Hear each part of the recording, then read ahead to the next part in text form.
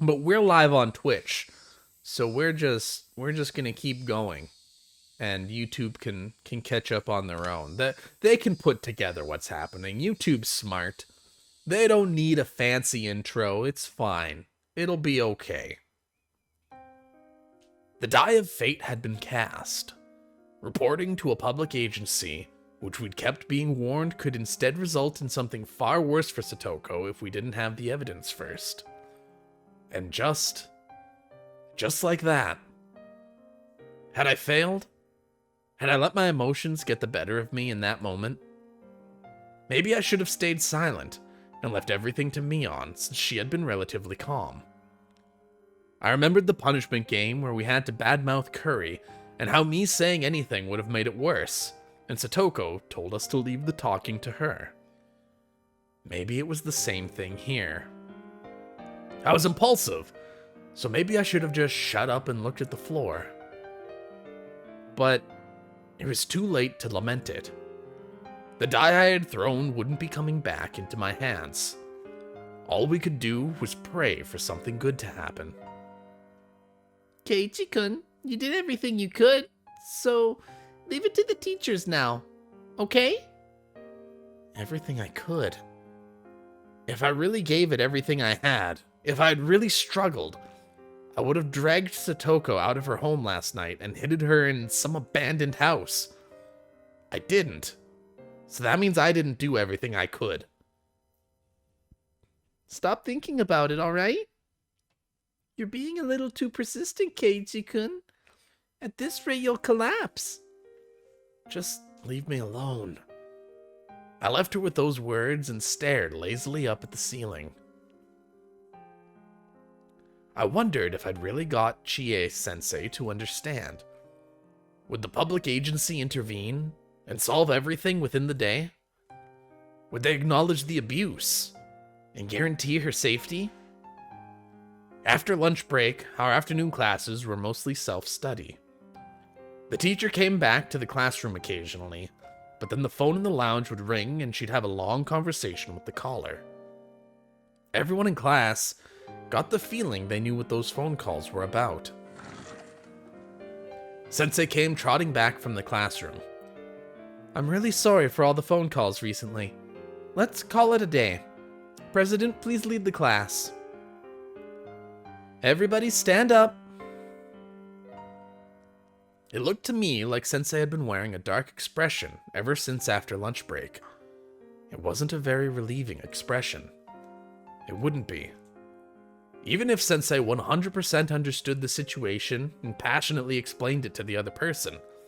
At the end, the Child Consultation Center, as a public agency, would be the ones to decide whether to get her to safety. Sensei understood that as well as us, and that's why she looked so unreliable right now.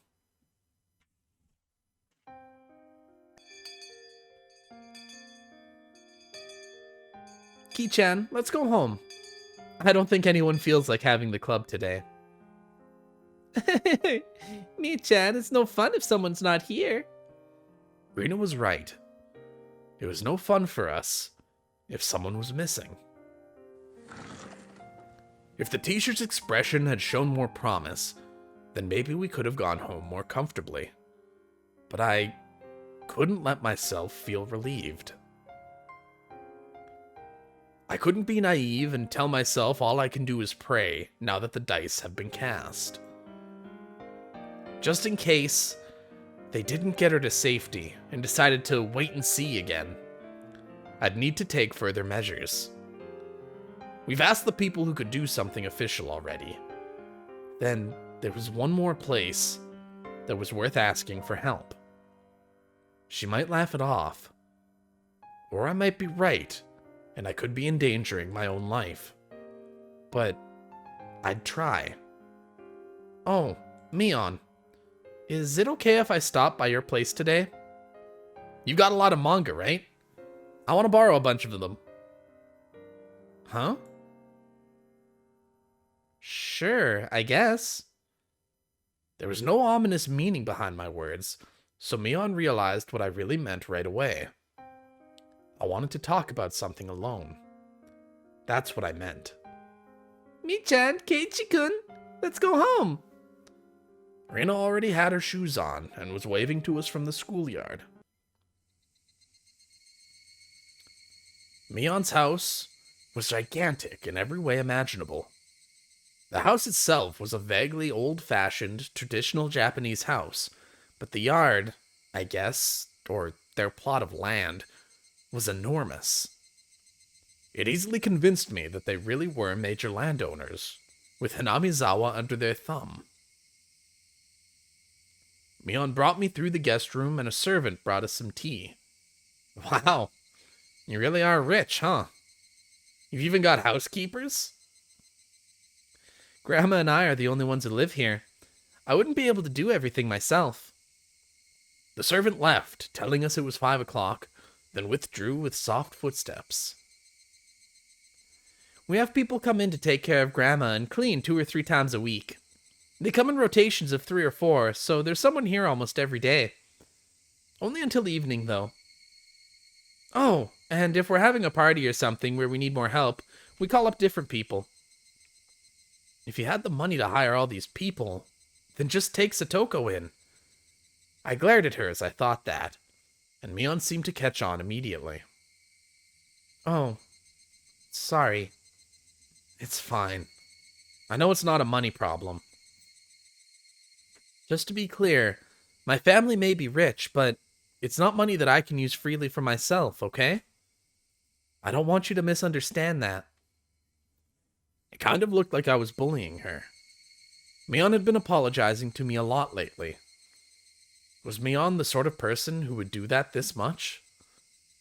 Maybe it's just that I've been looking so grim lately. So, what's up? You had something to talk about, right?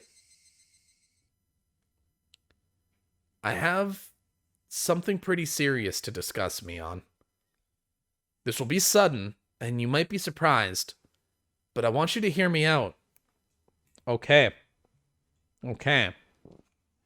So without progressing, it seems blatantly obvious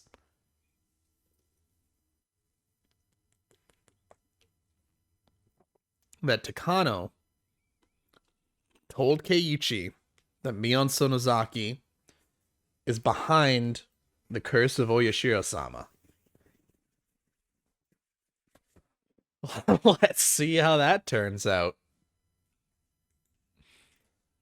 Huh. Well, what? Oh, I'll give you a way out first. Even if what I say is true, you don't need to admit it. You're allowed to play dumb.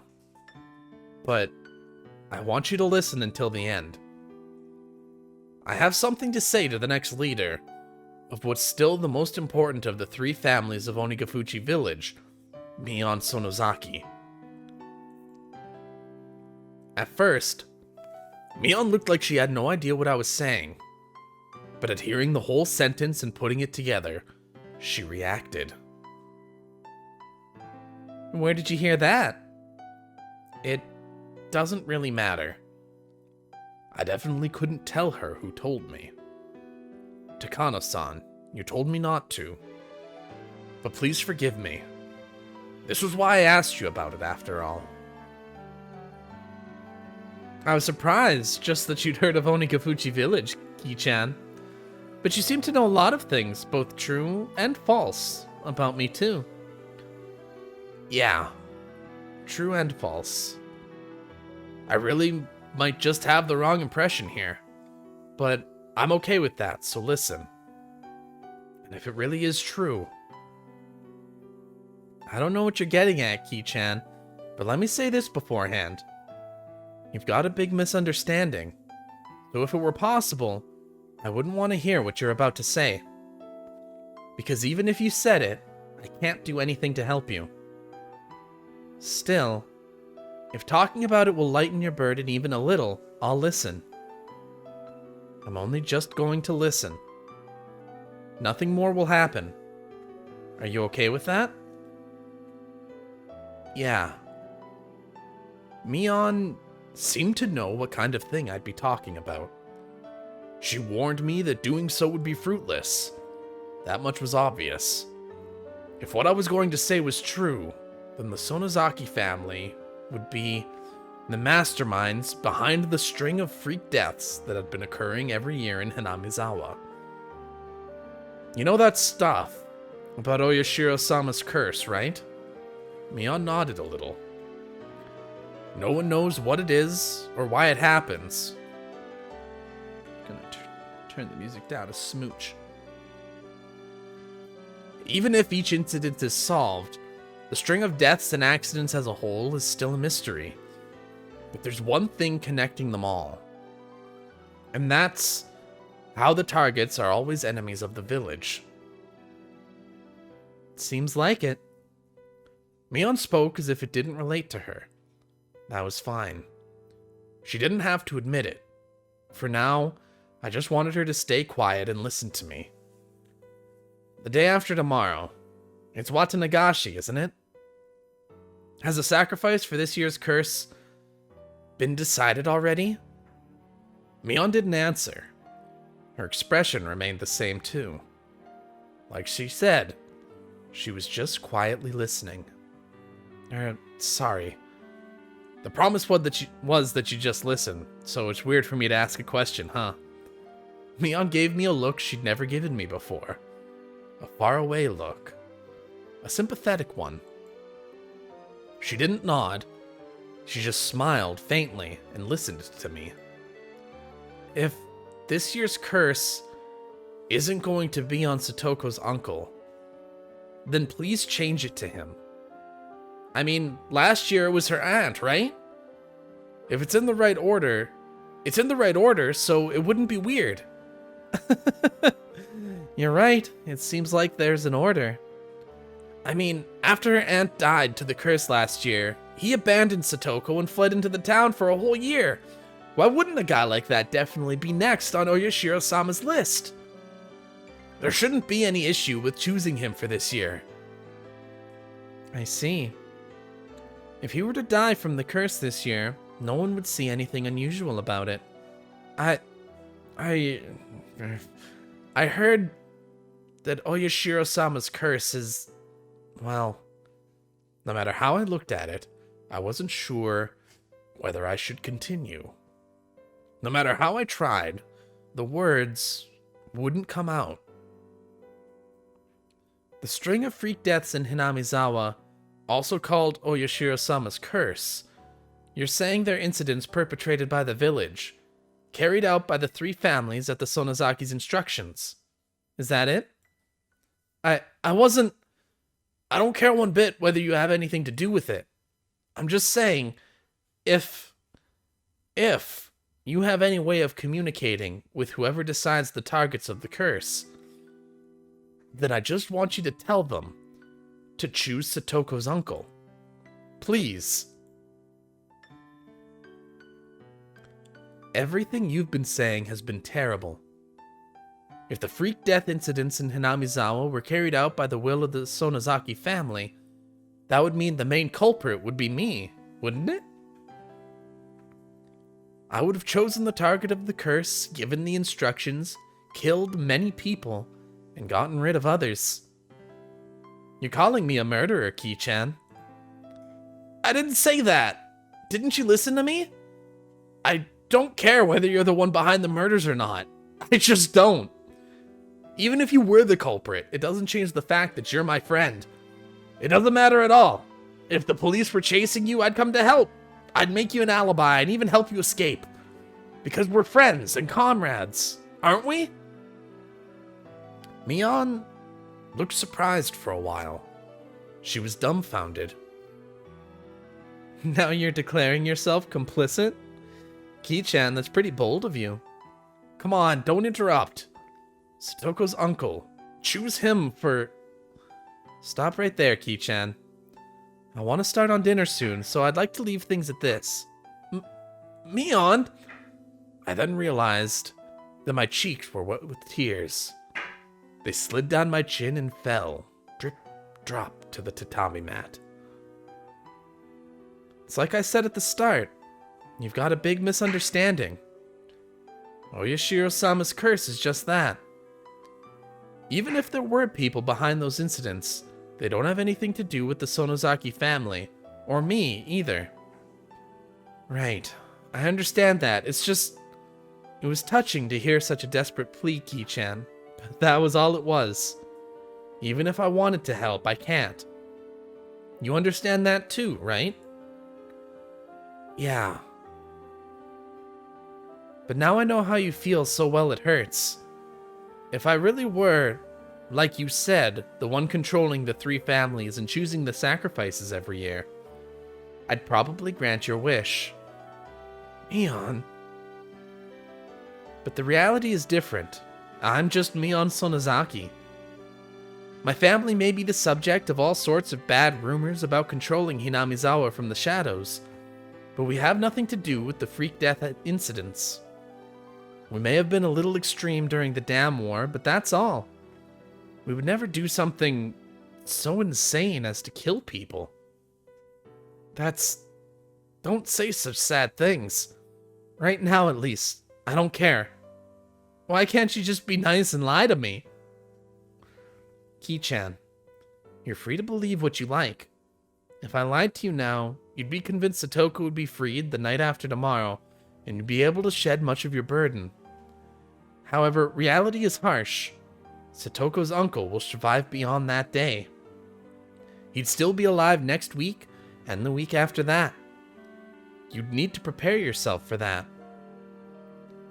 I don't want you coming to me the day after Watanagashi and demanding to know why he wasn't killed. Mion. Mion stood up and slowly closed the sliding door to keep out the wind that had grown chilly. Was it Mio-san? Did she give you all those ideas? She really likes to misunderstand things about Hinamizawa. Well, we can let her have her fun.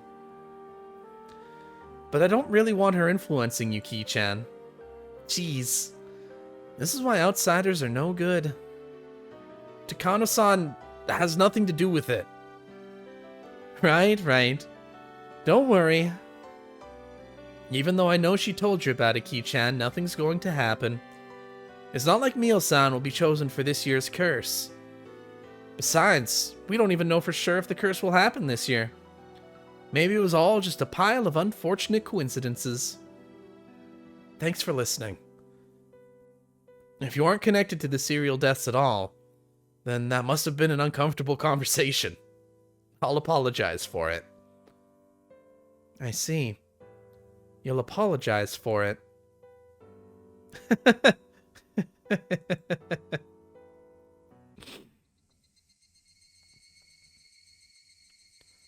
Mion said she didn't have much time, but she still brought me to the gate.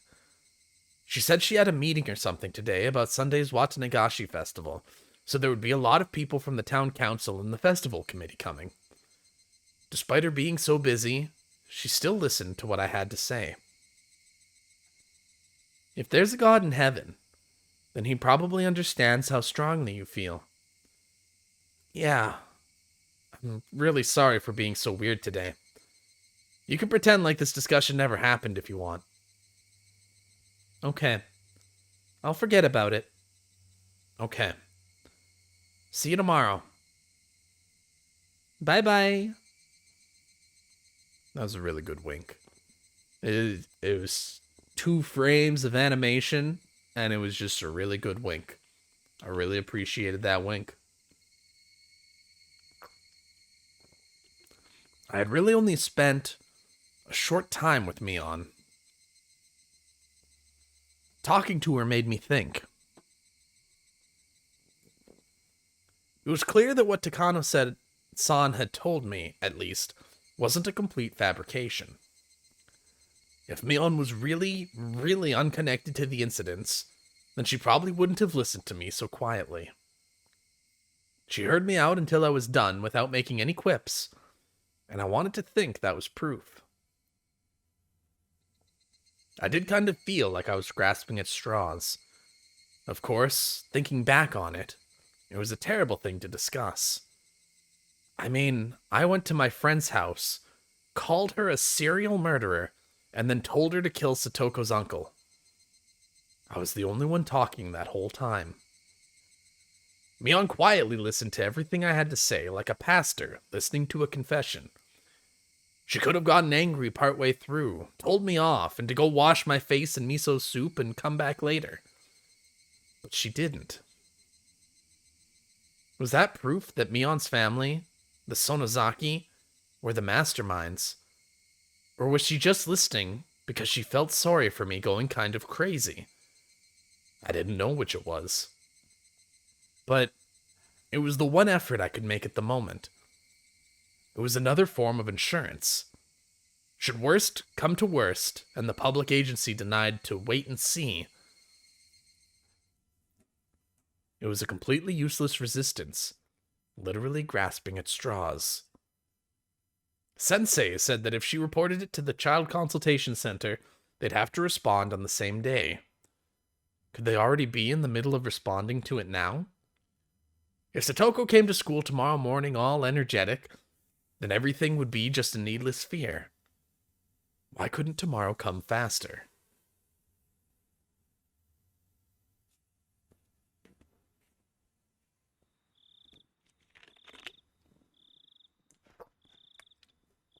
Finding time to drink is really hard. You never know how long a pause is going to be. The night was unusually hot and humid, and I couldn't get to sleep. I said all that to Sensei. They couldn't possibly decide to wait and see again this year.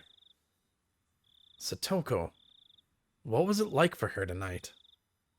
Had she tasted the end of her nightmare, enjoying a night of liberation? I actually put my hands together and prayed into my futon.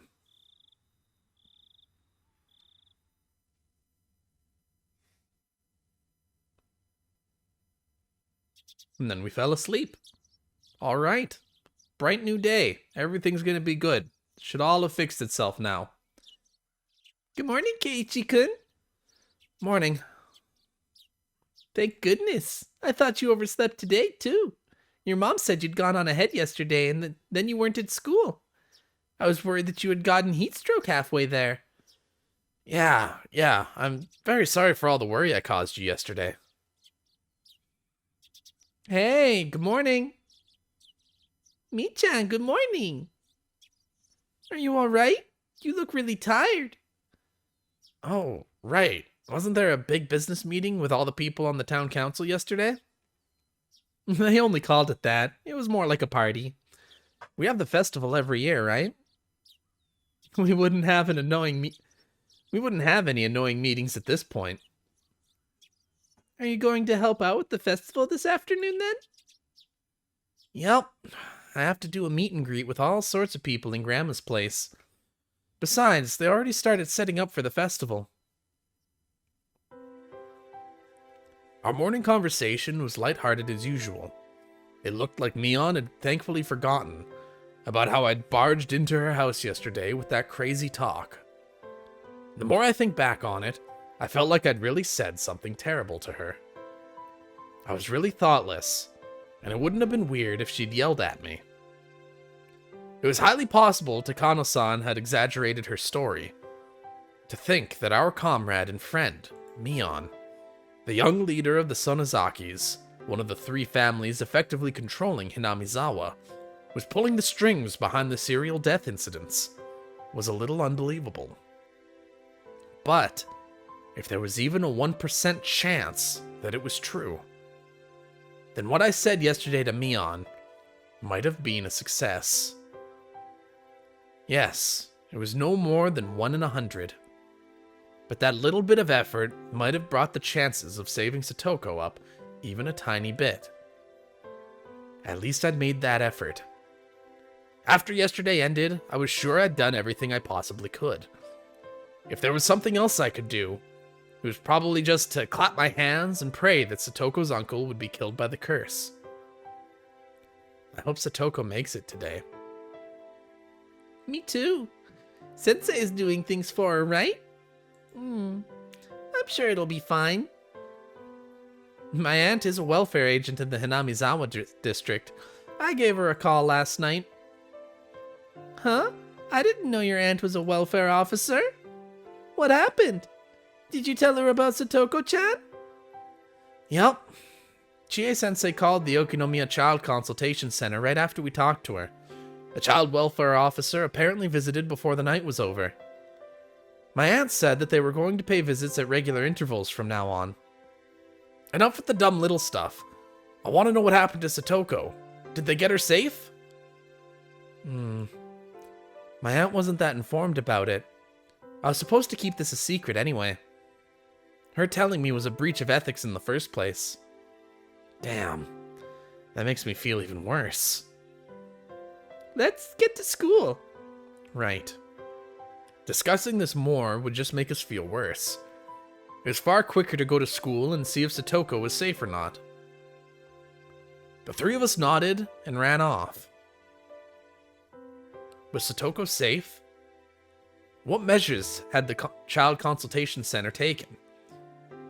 I didn't care what. As long as we could go back to our peaceful life with Satoko today, it didn't matter to me. At the shoe racks at the entrance, Rina took a peek in Satoko's shoe cubby. Ah, Satoko's shoes are here! They're here! Kei-chan, Satoko came! Thank goodness! We don't know if anything happened just because she came to school. We can't know anything until we see her face. We trotted towards the classroom. The classroom was lively, as it usually was in the morning. Satoko, where are you? Meep. She's right here. It's too early in the morning to be so loud. Would you please keep it down a bit? Satoko-chan, are you okay? All of our friends crowded around Satoko excitedly. So, Satoko, how did it go at your house? Who was it that called them? I swear, it was quite a mess, you know. It was the teacher. You were absent for so long, of course she was worried. Satoko said, I told you I'm fine, under her breath. She was still trying to overcome all the suffering on her own. It was a big bother to both me and my uncle. That person just barged on in. On us suddenly. Jeez. Everyone was worried about you, Satoko. Don't say it was a bother. Ah, jeez. Anyway, what happened? Nothing happened. Ho ho ho! My cold got better, so I came back to school. That's all. I can't take too much time off from now on, because then you'll all worry about me. Ho ho ho! What was Satoko saying?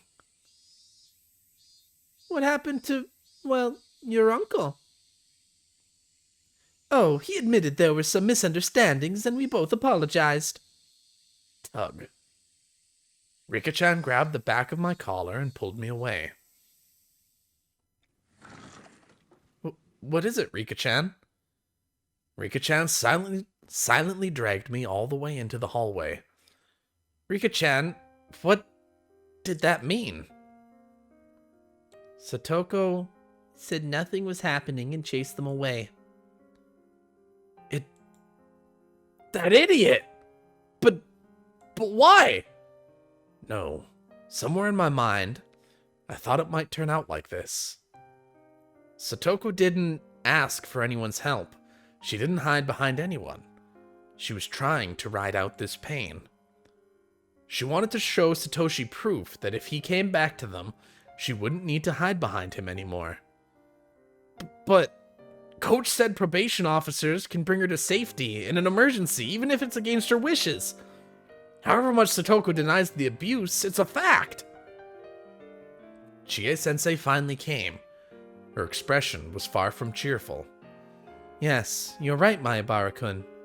If the child welfare officer determines that it's an emergency, they have the right to immediately take them to safety, regardless of the affected party's intent. Then why? Why is Satoko's intent being respected so much? It's weird. Why don't they put her into safety? Well, after looking into it from many angles, that's what the Okinomiya Child Consultation Center determined. What the hell is that? Sensei, didn't you say it was going to be alright, since you definitely save her? What's the meaning of this? This doesn't make any sense! Answer me, damn it! Keiichi, this is actually the third time. It happened twice in the past, too. Furude-san. Sensei tried to stop her, but Rika-chan went on speaking anyway. Twice before? I heard they decided to wait and see after reporting it the winter before last. But it happened before then, too? Satoko's father, who died, wasn't her real father. What? Rika-chan, that's... What? I'm stunned at the sudden revelation. I had no idea what Rika-chan wanted to tell me, but it seemed really important, so I couldn't get a word in either. Satoko's mother remarried. She brought Satoko and Satoshi with her, so they weren't related by blood to their father. Satoshi was a good kid, one who listened politely to what adults told him. He was immediately welcomed by their new father and was loved. But Satoko was different. She was rebellious, she told lies, she played pranks. Her stepfather didn't like her at all. What? So, what do you mean? Even before she was given to their uncle and his wife, Satoko didn't have a very good relationship with her family. Of course, her stepfather didn't have any malicious intent at the start. At first, he must have worked hard to get his new daughter to accept him. But the young Satoko didn't make any effort at all towards that end. She was distant towards her stepfather and never opened her heart to him, even a little. She just got on his nerves all the time, with seemingly forced lies and pranks. Her father's discipline and punishment must have been loving at first, of course, but that too faded quickly. I don't know because I wasn't in Hinamizawa at the time, but I learned this on the phone yesterday. What story did you hear, Sensei? That Satoko-chan wanted to trick her parents, especially her stepfather, so she made up a false story and phoned the child consultation center herself. She made up a story about hurting herself? Satoko made a fake phone call to try and get rid of the father she hated. Child welfare officers rushed there and heard the story. Her father genuinely apologized for a few times when he had gone too far, and agreed to let the child welfare center give him coaching. Related agencies looked into it quite a bit. They determined that Satoko-chan and her stepfather's hearts not being quite matched up was the cause of the incident. But they found another problem above that with Satoko-chan. A problem with Satoko? What was it? Satoko's mother. There were a few times where she had lived with de facto husbands, though those relationships didn't result in remarriage. From a young age, Satoko had been forced to call at least 2 or 3 people her father. At some point, Satoko's pranks escalated. She would spill food on purpose, turn over her plate, and even throw it. She would break the windows in the neighborhood and shoplift candy. She would put thumbtacks everywhere and set other traps to seriously hurt other people. Not in the way she did now, just to get laughs. She was also fond of telling lies that would be found out right away, and people got mad at her every time. But she never, ever changed her behavior. Please don't think Satoko-chan was a problem child. Satoko-chan was young. Those were acts of self-defense that she took so these unknown men wouldn't take her mother from her. In regards to Satoko's problematic behavior, child psychology experts from public institutions indicated her actions were to draw her mother's attention to herself. They acknowledged that she had a form of harmful emotional trauma and declared that she needed counseling and therapy from professionals. They didn't know whether that therapy had healed the wounds in her heart. Satoko-chan purposely hurt herself and told them that she was being abused by her stepfather in an attempt to chase him out. But in the end, her stepfather did abuse her, right? No. All of the abuse had been made up by Satoko-chan. Her stepfather, of course, may have scolded her in a somewhat emotional way, but it was nothing out of the ordinary. Satoko had lied to chase away her stepfather. And they saw through her right away and found out that Satoko had issues.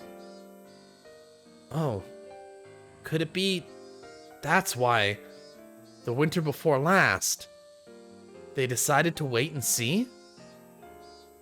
Yes. The center had all their past records, so they needed to act carefully in case Satoko was lying. What the hell? So what? Satoko might be telling a lie, so they needed to be careful. So how does that mean they just end up waiting and seeing? It was the girl who cried wolf. That fable about telling a lie once, making others unwilling to believe you later. That's bullshit! The past has nothing to do with this, does it? Only what's really happening right now is important. Satoko is being abused by her uncle. Why is something that happened in the past getting in the way of helping her now? Neither Sensei nor Rika-chan had anything to say to that. Anyway, yesterday a probation officer visited to carefully determine what was going on. And Satoko dealt with them, put on the best, strongest smile she could manage, and denied the abuse. Of course, she was probably being threatened to keep quiet about it by her uncle. Satoko was trying to outlast everything without asking for help. Satoko wanted to wait for Satoshi to come back home, and she outright denied the truth of the abuse. What an idiot. What? You're not really enduring it. Do you really think pretending like this will actually bring Satoshi back? Just stop it already. Satoshi, he abandoned you. And the fact that he hasn't shown up to save you now is proof, isn't it? So just stop it. Please stop being weird and pretending to endure it. Forget everything we just said. Understand? If you tell anyone else, your teacher will be very mad with you. Chie-sensei gave me a warning, then left to go back to the teacher's lounge.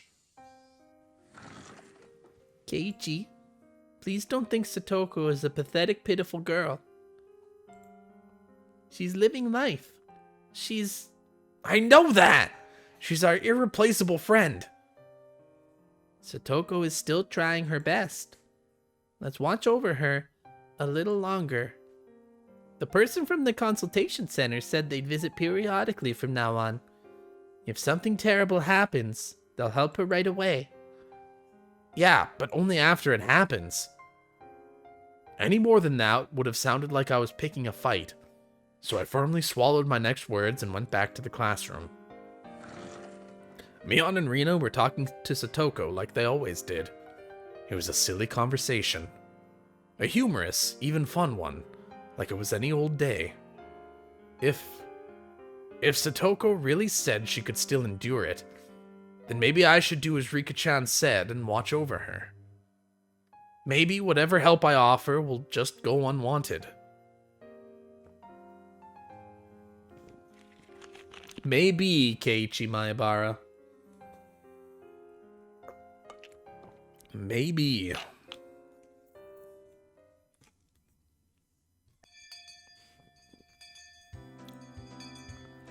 Okay, why don't we all have lunch? Meep. It's been a while since it's been all five of us. This really is how it has to be. Here, here. Come on, you too, Kei-chan. Bring your desk over. Satoko brought her own desk over as well, grinning broadly. Even knowing nothing had been resolved, this exchange was pleasant and made me remember how fun it used to be. I can't have Rika making a bento for me forever. I don't mind. I have fun making your bento. Rika-chan's such a good girl. Having such a good friend must be so reassuring. I put the big steak in mine and the burned one in Satoko's. So it was just Satoko, it would be... So if it was just Satoko, it'd be so sad. So very sad. Nipa! I take it back. Well, she's Rika-chan after all. Hey, come look! I've got omelet rice today. Mushrooms and stuff are delicious. Delicious! Ow. I say it every time, but your craftsmanship is splendid. You could become a wife whenever and not have a problem. A wife, eating a wife. Oh. Using the word wife is totally forbidden around Rina. Please don't say it again. I'll think about what I've done. A little. By the way, what's in your lunch, Mion? It looks different again today. We're all waiting in anticipation. It's a rich assortment of side dishes left over from what my uncle brought last night. The stew looks really great, huh? The color of the radishes, too. Really good, right? Wow, it looks delicious. Stew tastes best when it's left overnight. This looks like it would be really good. And so there'll be none left for Satoko. I'll eat it all and tell you what I think, so just be quiet and watch. What was that? Hand over my portion too. Elbow, punch, headbutt. I'll use my knees too. Rah! Oh, ho, ho. At close range like this, my advantage is unwavering. Keiichi-san, the daikon in your portion tastes really good. Damn it. Coming right for me from the start and using a combo attack. How humiliating. This little exchange. How long had it been? It looked like they'd ended up going with the wait-and-see approach, but maybe her uncle had realized he'd gone a little too far and would dial it back now. If her treatment improved a little, would that be a good thing? Satoko was grinning wider than I'd ever seen as she chomped down on her mouthful of the daikon she'd plundered from me. Did it really taste that good? Satoko was somewhat cute like that, and just as I'd done many times, I grabbed her head and started petting it. Catch! Smack, flip, flop, clatter, clatter. Huh? Satoko-chan? It was so sudden that for a moment I didn't know what had happened. The back of my hand was stinging.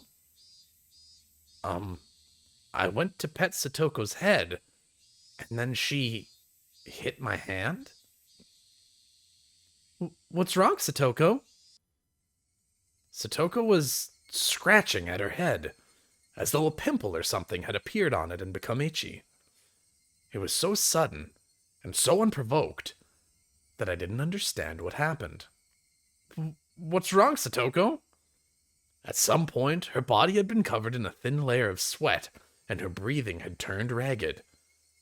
When I pet her head, did she not like it? Was that what it meant? Hey, did you dislike being petted? Once again, slowly, I held out the palm of my hand and brought it close to Satoko's head.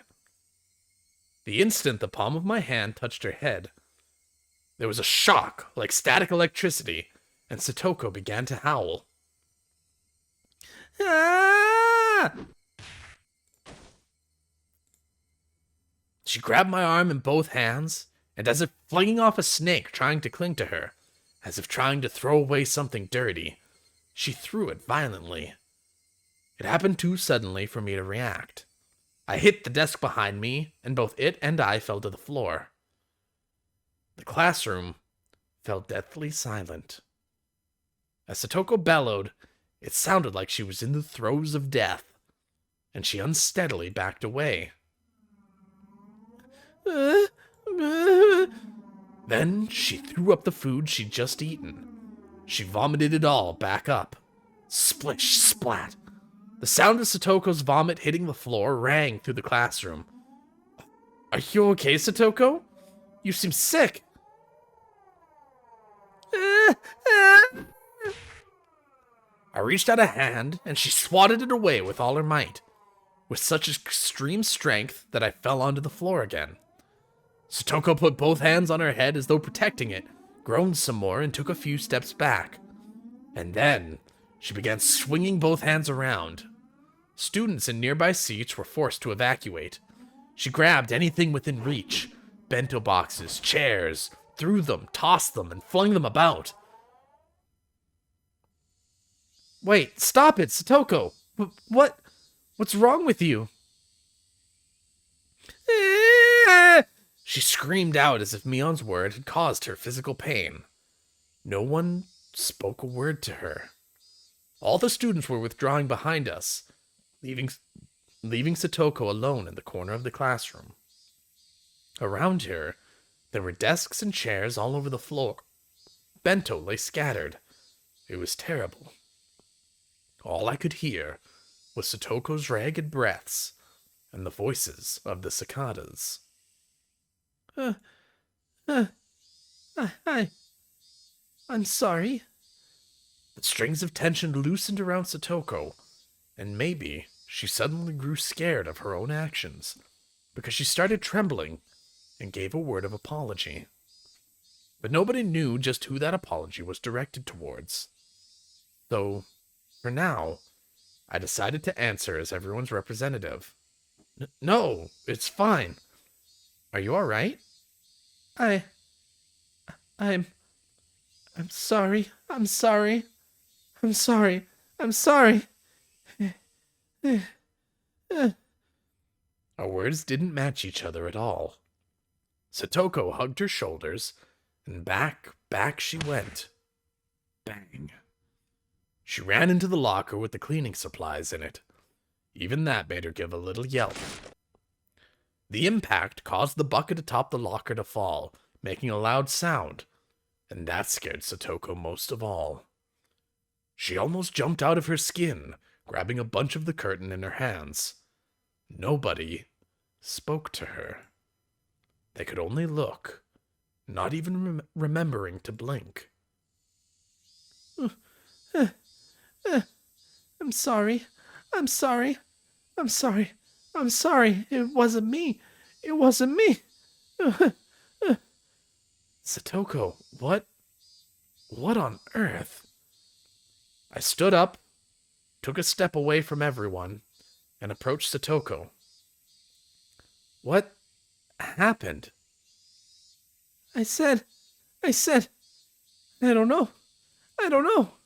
You're wrong. You're wrong. Please stop. Please forgive me. Just calm down.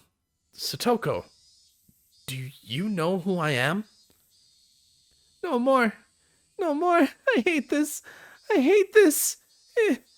Every time I took a step forward, she grasped the curtains more tightly and cried out. Satoko, it's me. It's Keiichi. Don't you recognize me? I would never, ever hurt you. No! Come on, calm down. It's all right. I'm your friend. Help me. I don't want to be scared. It feels bad. No, I don't. Suddenly, my shoulders were grabbed and I was dragged backward. It was Rina. Sorry, Keiichi-kun. You get a little farther back. After pulling me back, she ran towards Satoko in my place. It's okay, Satoko-chan. It's nothing to be scared of. Please, don't worry. No more of that. Nini, help me, Nini, help me. As she gripped the curtains and kept calling for her Nini, she continued to wail about being forgiven for something, and to be saved from something. What is this? Mion gnashed her teeth and groaned, and there were tears falling from her firmly closed eyes. What the hell? What is this? Didn't this all come to an end yesterday? Weren't we supposed to go back to our old lives? Mion! Mion!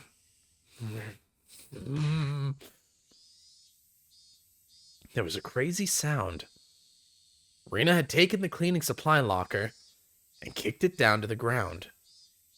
Everyone stood surprised at Rena's unexpected act of brutality. After that, Rena embraced the bawling Satoko from behind and started crying with her, stifled. Rena, what's wrong? Sorry, Keiichi-kun. Be quiet for a minute. What is it now? What happened?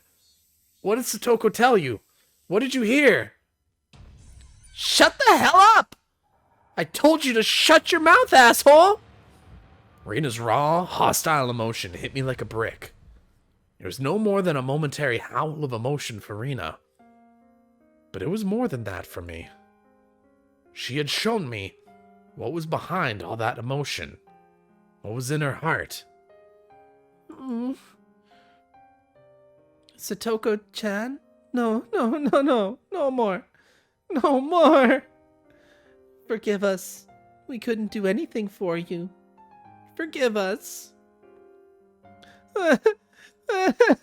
Nini. I'm sorry. Oh. Forgive us for being unable to do anything. Rena's words made me feel as though the blood vessels in the back of my head were suddenly all turning to ash. My vision grew distant, blurred with gray, and the world lost its color. I thought we could save Satoko. But though I knew it'd be the sooner the better, I thought there was no time limit for doing that.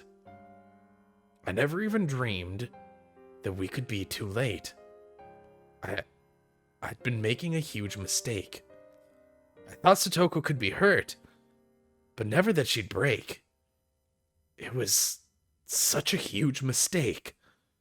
People, they break. Thinking that they don't is absolutely absurd. We needed to save Satoko. We needed to save her before she broke. That fatal lapse in awareness had brought this on. Whose fault was it? That went without saying. Mine. No. Ours. We all took on the duty of saving Satoko, but we were all negligent to the point of laziness. In that sense, this was the inevitable result. Even if this didn't happen today, and it happened tomorrow, or the day after, or next week, we would have just sat around doing nothing until that day. So this was the obvious result. I slumped down to my knees, just as Mion and Rika-chan had done. And I too closed my eyes tight and couldn't stop myself from sobbing. What is all the noise about? Wait, what's happened? The teacher came, and her face screwed up at the terrible spectacle before her.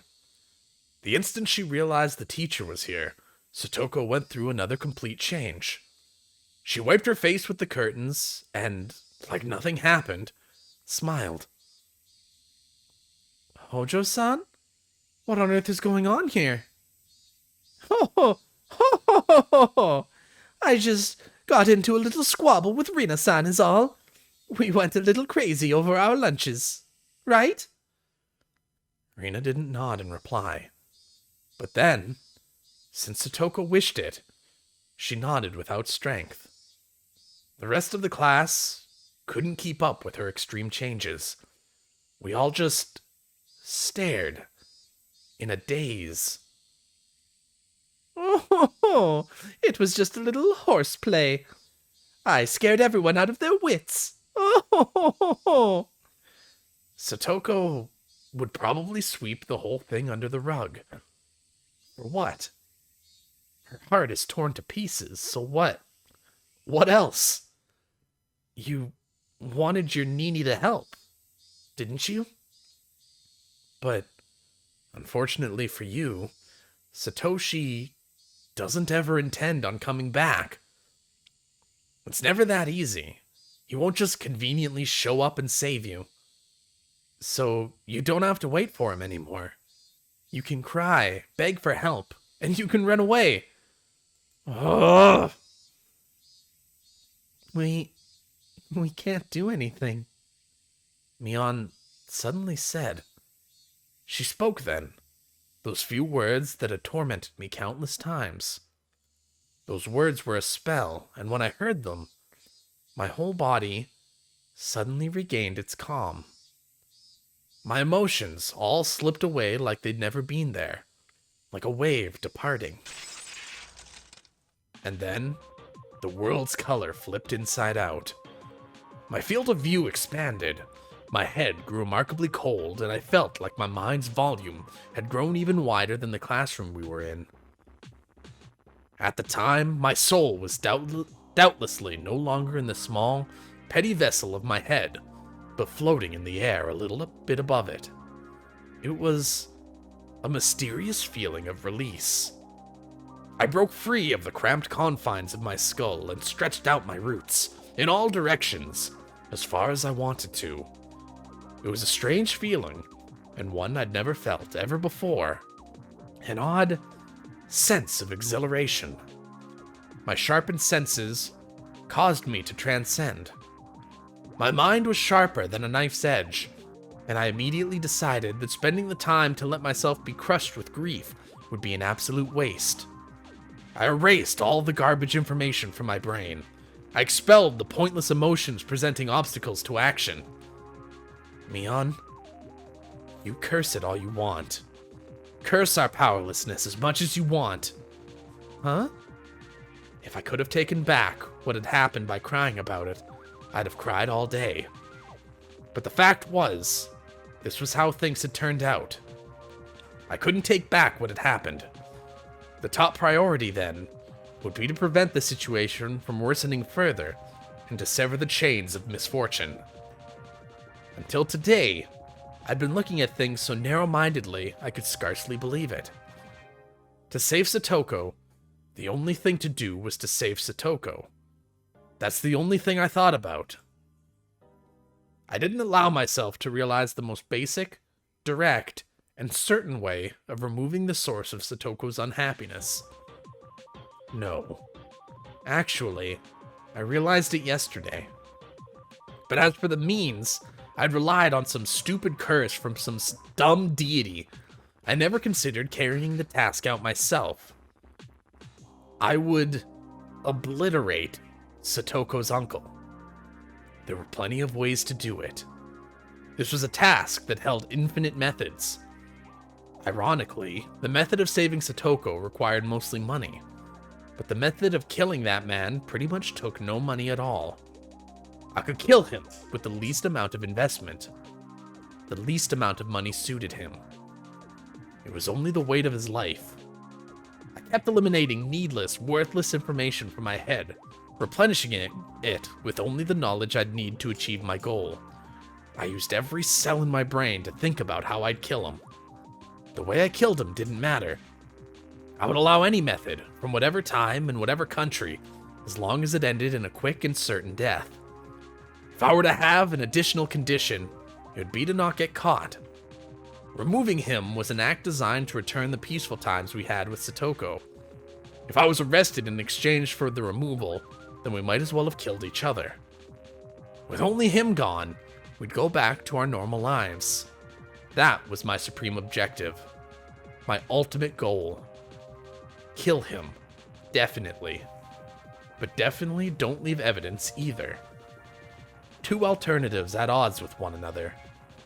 The condition of not leaving a trace back to me automatically narrowed the number of murder methods.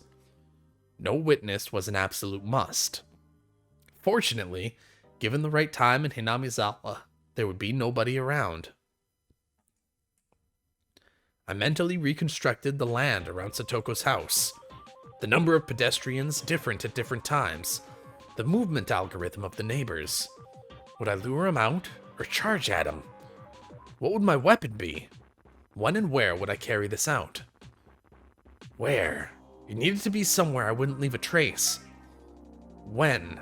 It needed to be as soon as possible for Satoko's safety, without wasting even a millisecond.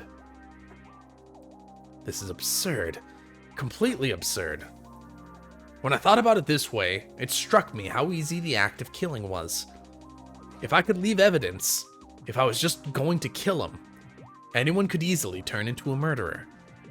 But our reason prevented that.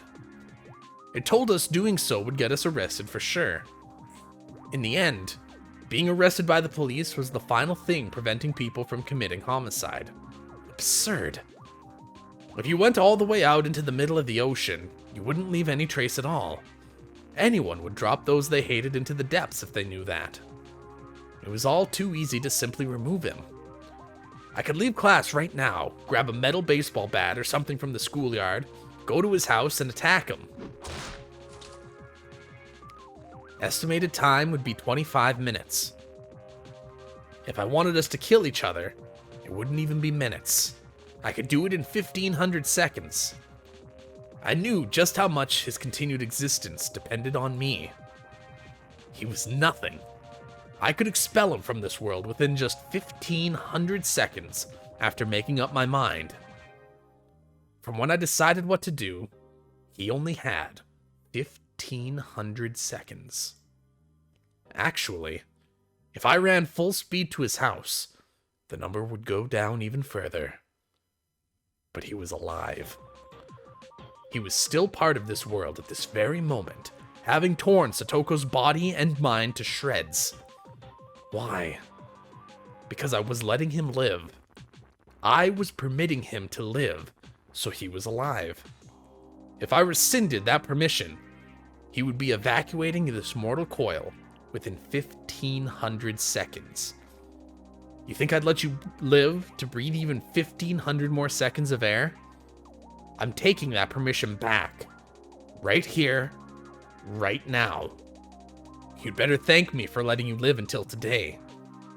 However, I actually need more than 1500 seconds. I'm not just gonna end you.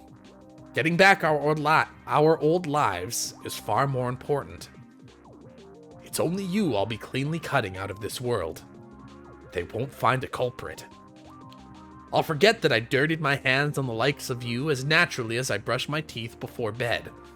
So to do that, I'll make a special exception for you and give you more than 1500 seconds. I'll give you special permission to keep on living as you have until I can construct the perfect plan for your murder. Wait, Keiichi. You can't let that time go to waste. Yeah, I know. I'll kill him quickly. I'll remove him with certainty. I won't even waste much time to perfect that plan. Think back. Tomorrow is Watanagashi, isn't it?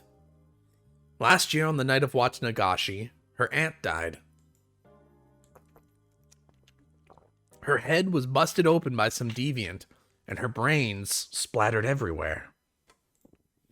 That's it. He's someone who deserves to be given death on the night of Watanagashi.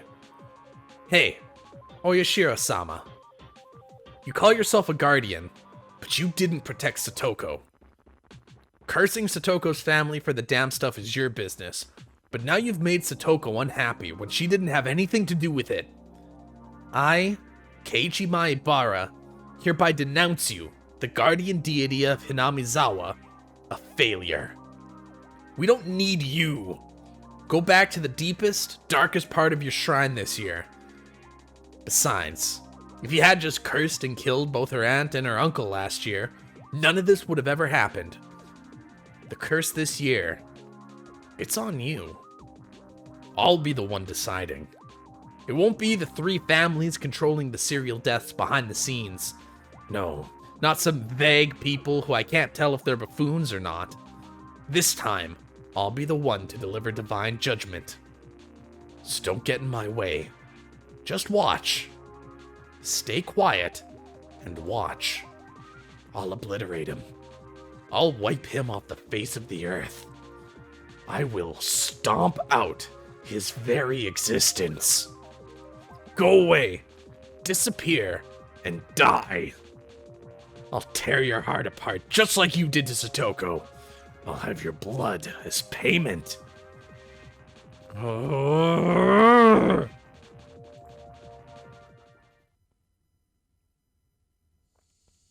Keiichi-kun, are you alright? Rina, Mion, and Rika-chan were looking after me. Had I fallen to the floor? You surprised us. You suddenly fell down. Were you having a nightmare? You were moaning. Shut it. Quit squeaking at me like that. Eep. My friends gave a start and backed away. What? Rina and the others. They exchanged glances, unsure of what to say, and stood confused for a few moments. Was that your voice, Keiichi-kun? Of course it was. Rina gulped firmly and opened her mouth. For a second, Keiichi-kun, your eyes were really scary. My eyes? Probably just a trick of the light. Don't waste my time. I'm not mistaken. I've never seen those kind of eyes before. What were these guys talking about? They've all been too scared of me lately. You are Keiichi Maebara-kun, right? What was Rina saying? Who else do I look like except Keiichi Maebara? The look I gave her seemed to speak quite eloquently to those irritated thoughts. She understood and quickly apologized. I'm sorry. Don't worry about it. Ooh. Keiichi snapped. It broke. It happened.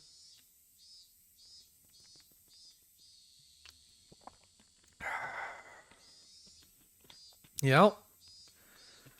Yeah, Keiichi broke, and now we're just along for the ride. 1,500 seconds is all it would take. Emergency. June 18th, 1983. Abuse issues regarding Satoko Hojo. Urgent.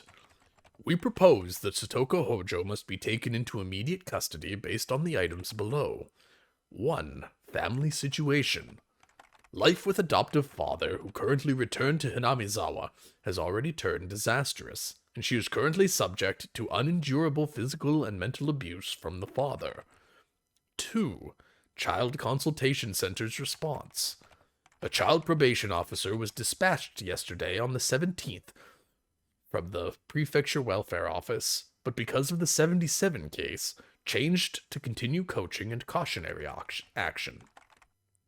Unfortunately, the consultation office head does not properly understand the situation. 3. Status of concerned child. Child already appears to be suffering from an outbreak of something close to neurosis or manic depression. If her unstable pubescent mind is negatively stimulated by stress, it will put her development of a healthy body and mind at risk. This cannot be allowed to continue from a humane standpoint. 4. Allegations made to the family court. We propose, based on the above items, that Satoko Hojo should immediately be taken into protective custody. She should be secured temporarily under emergency allegations to the family court under Article 28. We request emergency coordination between all alerted agencies. Okay. Making moves back then, at the time. Back in the liar scenario. Children with special needs, General, D23, number 44. Blank blank 1977. Child name? Satoko Hojo. Residence? Hinamizawa Village, Shishibone. 1. Consultation circumstances. Telephone SOS from child of child abuse. 2. Abuse situation. Child claims she is being physically abused by her adoptive father. 3. Family structure. Oh my god. Family structure. White circles marks abusers. Adoptive father, real mother, older brother, child in question. Note, adoptive father and real mother entered family registry in 19 blank. The child is the daughter of the mother's previous husband. 4. Child Consultation Center's response. On the day of the child's telephone consultation, the center called the child's school and asked of her situation. On that day, the child welfare officer on duty visited the child's house and conducted an interview. The adoptive father sincerely listened to instruction and agreed to take child-raising workshops in the city from now on. As part of the suggested coaching, the center will continue to observe the situation. Other notes. As a result of numerous counseling sessions at the city's education and consultation office regarding the child, we learned there was a high possibility the cause of the child's excessive distrust towards her adoptive father was the result of a lack of communication. The abuse she claimed hadn't actually taken place. She had made a false report to distance herself from her adoptive father. Below is a note written in pencil by the person on duty at the time. The problem appeared to be more with the daughter. Chief Investigator F of the city's education consultation office said that most of her stories of abuse were likely fabrications. They decided to shift the focus of their coaching to the child. Be cautious not to take everything the child says as truth. Ah, damn it. Damn you, D23 number 44.